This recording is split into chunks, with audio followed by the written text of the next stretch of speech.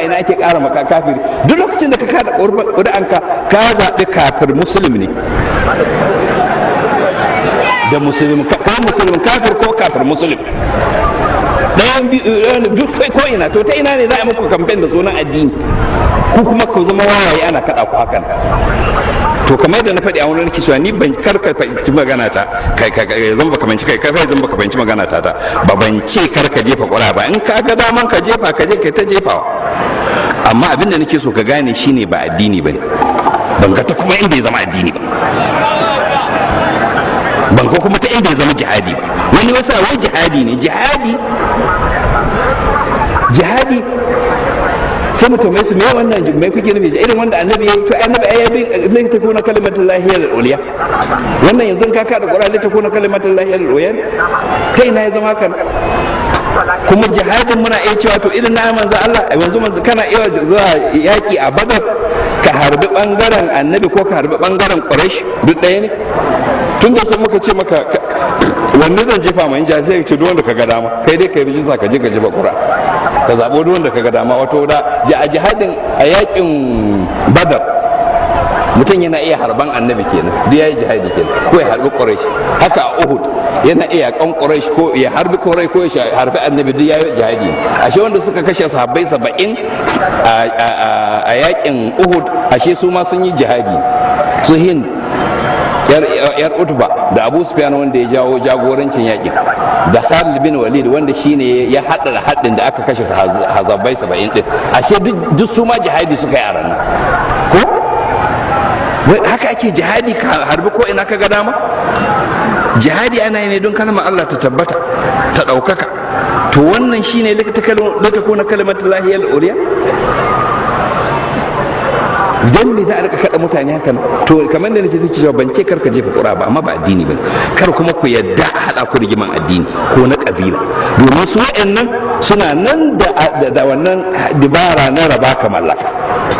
Wancan karan sun mana na kabila, sun ce dole Bayarbe ne zai zama shugaba. Da suka ga ba yadda za a yi Bayarbe ya zama shugaban kasa in dai ba Yarbawa suka tsaya ba, sai suka kawo mana olu guda biyu, da olu shegum da olu talaye.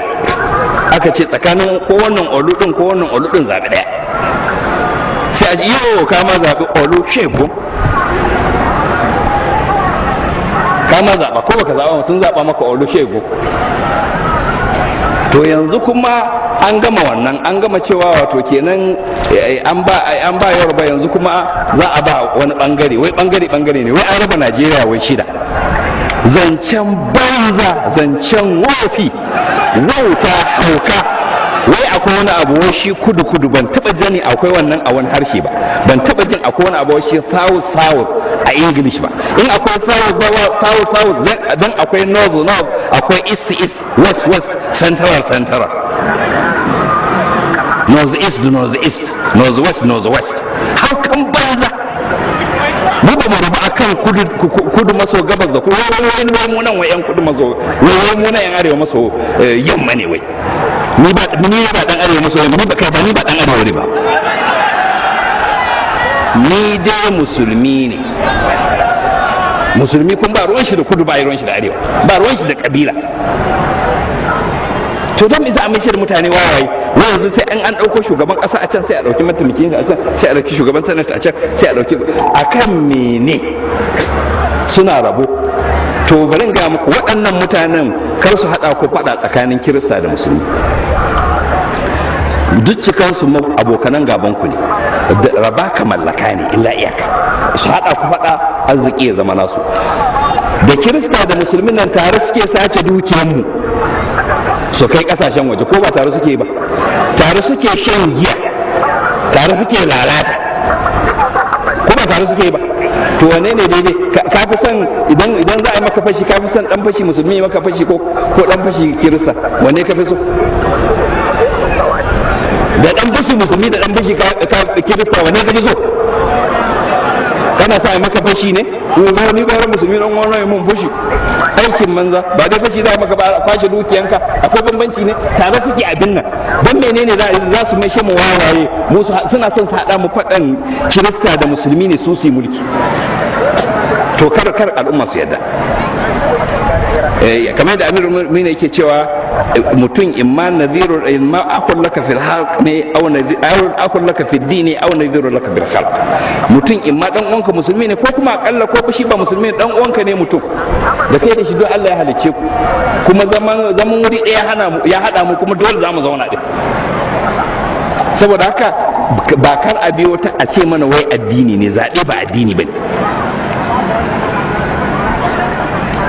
Kuma wa'annan karshe bari in yi magana da na ce biyu ne kawai, bari in nayi muku, bari in su azalumai na su ko da minti da. Na san kila kuna hangen abin da ke faruwa a gabas ta tsakiya ko kuma na kuna zuwa. Akwai iyaka ga yadda za ku ci gaba da ɗaukan cewa al'umma kayan ku ne, a kulab kuke haɗuwa ku yi fasadi, ku tsara yadda za ku raba dukiya tsakaninku.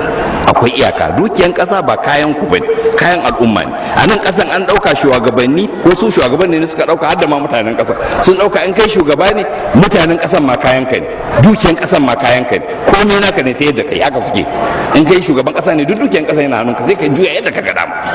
Idan kai gwamna ne dukiyan jiha yana hannunka sai ka yadda ka ga dama.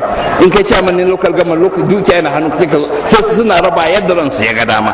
To shi wanda da yake shugabanci an ɗauke shi aiki ne, an ba shi amana, ana biyan shi lada. In ya ci amana ana iya kawar da shi, ma'aikaci ne, bai mallake mu ba, bai mallaki hankalin mu ba, bai mallaki dukiyar mu ba. Mun ɗauke shi aiki ne, kamar kai ne muka gani man za ka iya tsare mana wuri, to tsare mana wannan, sai kuma ka ce kayan ka ne don an baka gadi. Abinda su suka ɗauka kenan, kuma mutane haka suka ɗauka.